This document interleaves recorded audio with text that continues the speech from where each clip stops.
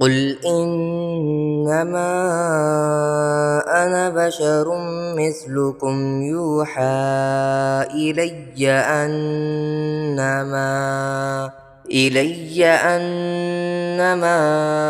إلهكم إله واحد فمن كان يرجو لقاء ربه فليعمل عملا صالحا ولا يشرك بعبادة ربه أحدا.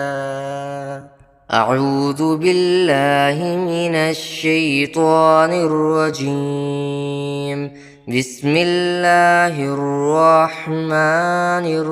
الرحيم. الحمد لله الذي أنزل على عبده الكتاب ولم يجعل له عوجا قيما لينذر بأسا شديدا من لدنه ويبشر المؤمنين الذين يعملون الصالحات أن لهم أجرا حسنا ماكثين فيه أبدا وينذر الذين قالوا اتخذ الله ولدا ما لهم به من علم ولا لآبائهم كبرت كلمة تخرج من أفواههم إن يقولون إلا كذبا فلعلك باخع نفسك على آثارهم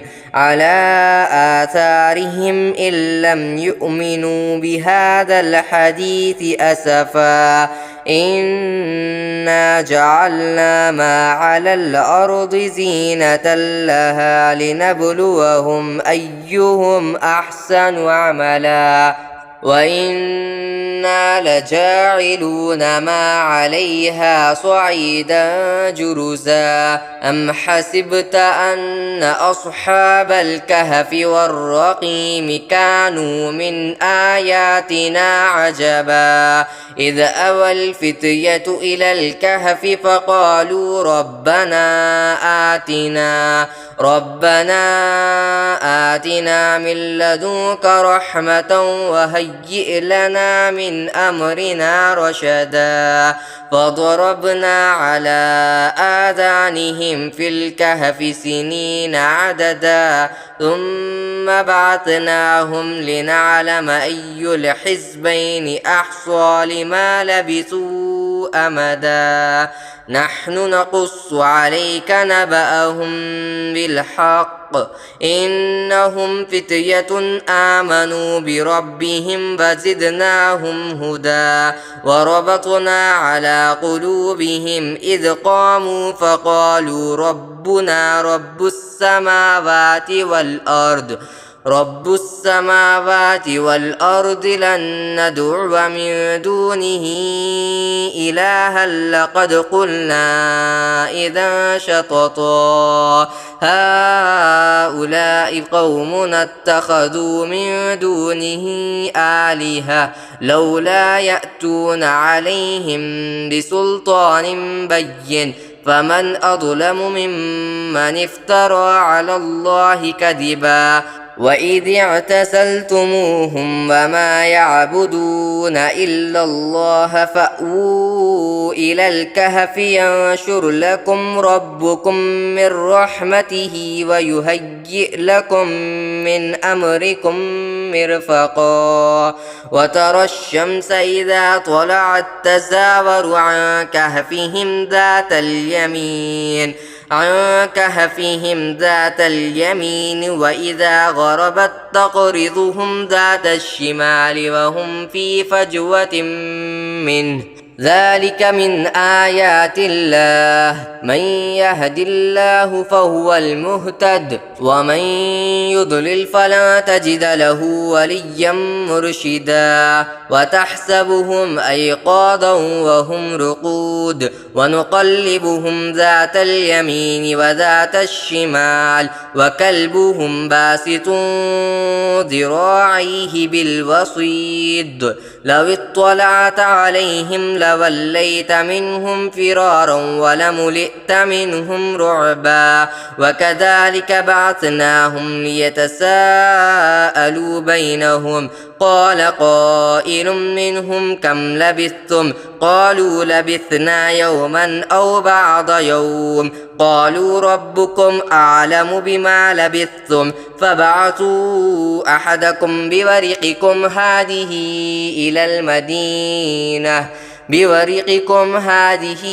إلى المدينة فلينظر أيها أزكى طعاما فليأتكم برزق منه وليتلطف ولا يشعرن بكم أحدا إنهم إن يظهروا عليكم يرجموكم أو يعيدوكم في ملتهم ولا تفلحوا إذا أبدا وكذلك أعثرنا عليهم ليعلموا أن وعد الله حق وأن الساعة لا ريب فيها إذ يتنازعون بينهم أمرهم فقالوا ابنوا عليهم بنيانا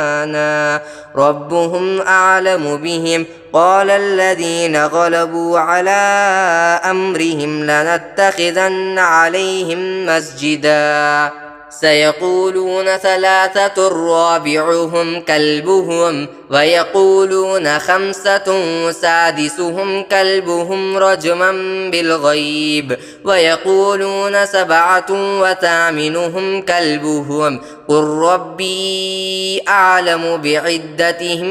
ما يعلمهم إلا قليل فلا تمار فيهم إلا مراء ظاهرا ولا تستفت فيهم منهم أحدا ولا تقولن لشيء إني فاعل ذلك غدا إلا أن يشاء الله واذكر ربك إذا نسيت وقل عسى أن يهديني ربي لأقرب من هذا رشدا ولبثوا في كهفهم 300 سنين وازدادوا 9 قل الله أعلم بما لبثوا له غيب السماوات والأرض أبصر به وأسمع ما لهم من دونه من ولي ولا يشرك في حكمه أحدا واتل ما أوحي إليك من كتاب ربك لا مبدل لكلماته ولا تجد من دونه ملتحدا واصبر نفسك مع الذين يدعون ربهم بالغداة والعشي يريدون وجهه ولا تعد عيناك عنهم تريد زينة الحياة الدنيا ولا تطع من أغفلنا قلبه عن ذكرنا واتبع هواه وكان أمره فرطا وقل الحق من ربكم فمن شاء فليؤمن ومن شاء فليكفر إنا أعتدنا للظالمين نارا أحاط بهم سرادقها وإن يستغيثوا يغاثوا بماء كالمهل يشوي الوجوه بئس الشراب وساءت مرتفقا إن الذين آمنوا وعملوا الصالحات إنا لا نضيع أجر من أحسن عملا أولئك لهم جنات عدن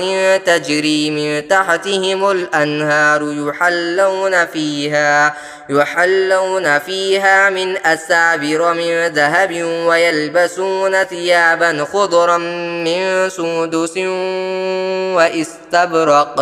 من سندس وإستبرق متكئين فيها على الأرائك نعم الثواب وحسنت مرتفقا واضرب لهم مثل الرجلين جعلنا لأحدهما جنتين من أعناب وخففناهما بنخل وجعلنا بينهما زرعا كلتا الجنتين آتت أكلها ولم تظلم منه شيئا وفجرنا خلالهما نهرا وكان له ثمر فقال لصاحبه وهو يحاوره أنا أكثر منك مالا وأعز نفرا ودخل جنته وهو ظالم لنفسه قال ما أظن أن تبيد هذه أبدا وما أظن الساعة قائمة ولئن رددت إلى ربي لأجدن خيرا منها منقلبا قال له صاحبه وهو يحاوره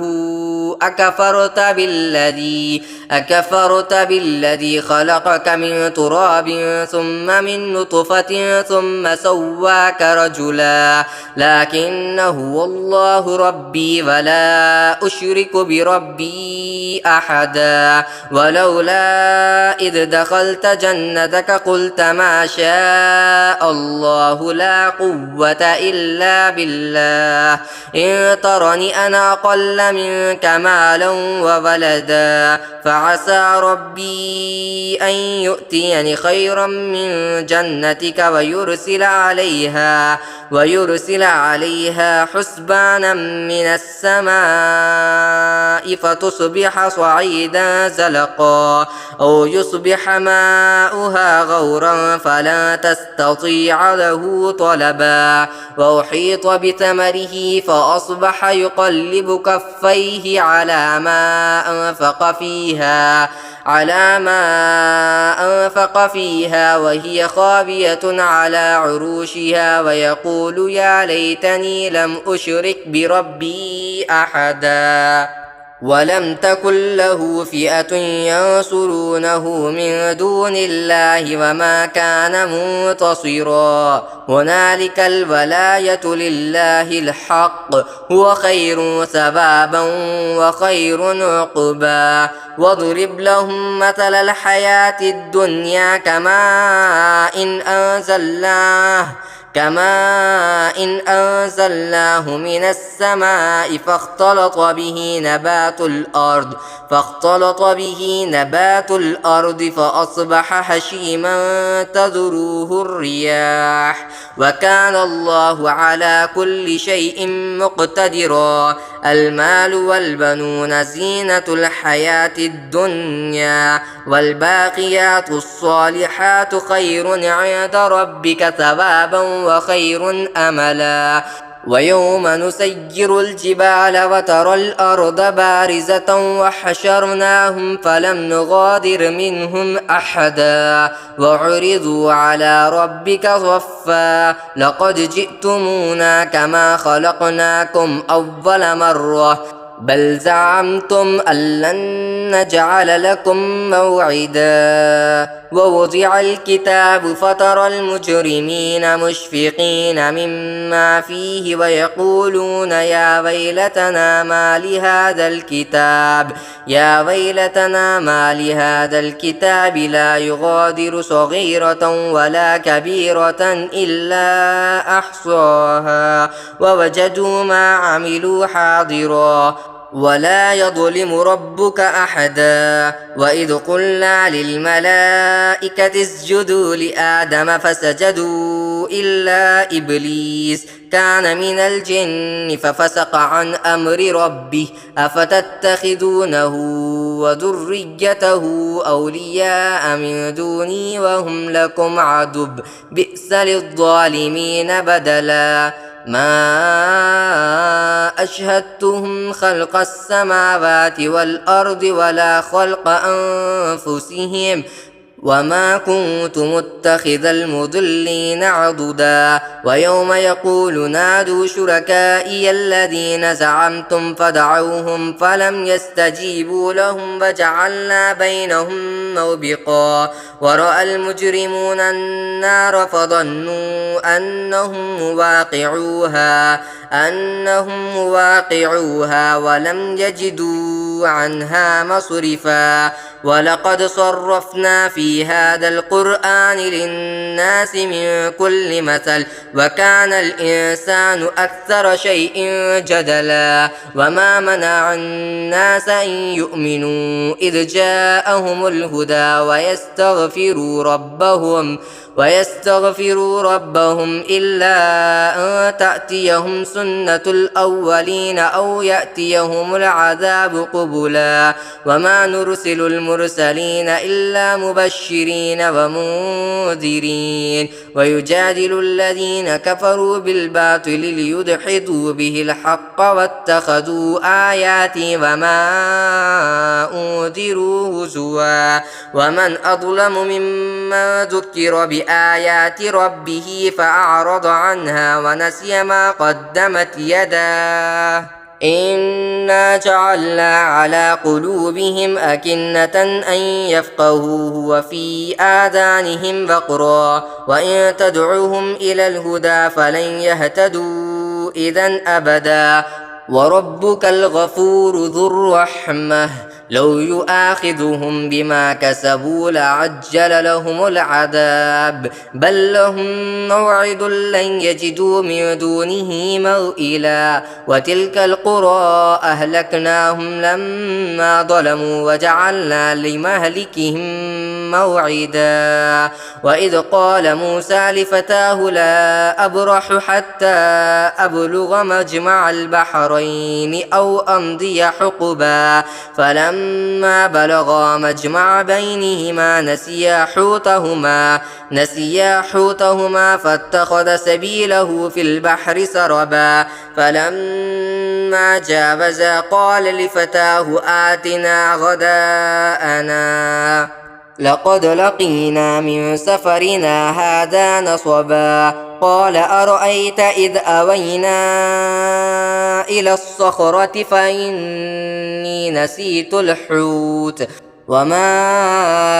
أنسانيه إلا الشيطان أن أذكره واتخذ سبيله في البحر عجبا قال ذلك ما كنا نبغ فارتدا على آثارهما قصصا فوجدا عبدا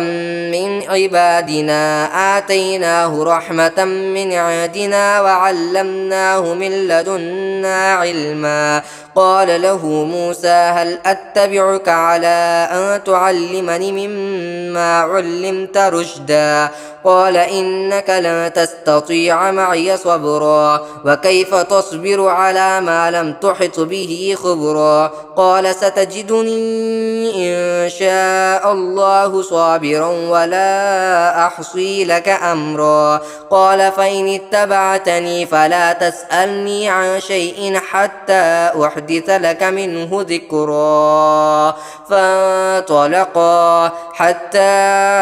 إذا ركبا في السفينة خرقها قال أخرقتها لتغرق أهلها لقد جئت شيئا إمرا قال ألم أقل إنك لن تستطيع معي صبرا قال لا تؤاخذني بما نسيت ولا ترهقني من أمري عسرا فانطلقا حتى إذا لقيا غلاما فقتله قال قتلت نفسا زكية بغير نفس لقد جئت شيئا نكرا قال ألم أقل لك إنك لن تستطيع معي صبرا قال إن سألتك عن شيء بعدها فلا تصاحبني قد بلغت من لدني عذرا فانطلقا حتى إذا أتيا أهل قرية استطعما أهلها فأبوا أن يضيفوهما فوجدا فيها جدارا يريد أن ينقض فأقامه قال لو شئت لاتخذت عليه أجرا قال هذا فراق بيني وبينك سأنبئك بتأويل ما لم تستطع عليه صبرا أما السفينة فكانت لمساكين يعملون في البحر فأردت أن أعيبها وكان وراءهم ملك يأخذ كل سفينة غصبا وأما الغلام فكان أبواه مؤمنين فخشينا أن يرهقهما طغيانا وكفرا فأردنا أن يبدلهما ربهما خيرا منه زكاة وأقرب رحما وأما الجدار فكان لغلامين يتيمين في المدينة وكان تحته كنز لهما وكان أبوهما صالحا فأراد ربك أن يبلغا أشدهما ويستخرجا كنزهما رحمة من ربك وما فعلته عن أمري ذلك تأويل ما لم تستطع عليه صبرا ويسألونك عن ذي القرنين قل سأتلو عليكم منه ذكرا إنا مكنا له في الأرض وآتيناه من كل شيء سببا فأتبع سببا حتى إذا بلغ مغرب الشمس وجدها تغرب في عين حمئة ووجد عندها قوما قلنا يا ذا القرنين إما أن تعذب وإما أن تتخذ فيهم حسنا قال أما من ظلم فسوف نعذبه ثم يرد إلى ربه فيعذبه عذابا نكرا وأما من آمن وعمل صالحا فله جزاء الحسنى وسنقول له من أمرنا يسرا ثم أتبع سببا حتى إذا بلغ مطلع الشمس وجدها تطلع على قوم لم نجعل لهم من دونها سترا كذلك وقد أحطنا بما لديه خبرا ثم أتبع سببا حتى إذا بلغ بين السدين وجد من دونهما قوما لا يكادون يفقهون قولا قالوا يا ذا القرنين إن يأجوج ومأجوج مفسدون في الأرض فهل نجعل لك خرجا على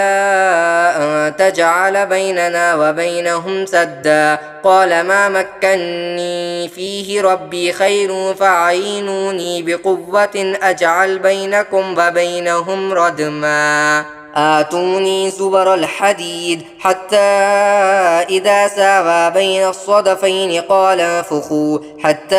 إذا جعله نارا قال آتوني أفرغ عليه قطرا فما استطاعوا أن يظهروه وما استطاعوا له نقبا قال هذا رحمة من ربي فإذا جاء وعد ربي جعله دكا وكان وعد ربي حقا وتركنا بعضهم يومئذ يموج في بعض ونفخ في الصور فجمعناهم جمعا وعرضنا جهنم يومئذ للكافرين عرضا الذين كانت أعينهم في غطاء عن ذكري وكانوا لا يستطيعون سمعا أفحسب الذين كفروا أن يتخذوا عبادي من دوني أولياء إنا أعتدنا جهنم للكافرين نزلا قل هل ننبئكم بالأخسرين أعمالا الذين ضل سعيهم في الحياة الدنيا وهم يحسبون أنهم يحسنون صنعا أولئك الذين كفروا بآيات ربهم ولقائه فحبطت أعمالهم فلا نقيم لهم يوم القيامة وزنا ذلك جزاؤهم جهنم بما كفروا واتخذوا آياتي ورسلي هزوا إن الذين آمنوا وعملوا الصالحات كانت لهم جنات الفردوس نزلا خالدين فيها لا يبغون عنها حولا قل لو كان البحر مدادا لكلمات ربي لنفد البحر قبل أن تنفد كلمات ربي ولو جئنا بمثله مددا قل إنما أنا بشر مثلكم يوحى إلي أنما إلهكم إله واحد فمن كان يرجو لقاء ربه فليعمل عملا صالحا ولا يشرك بعبادة ربه أحدا.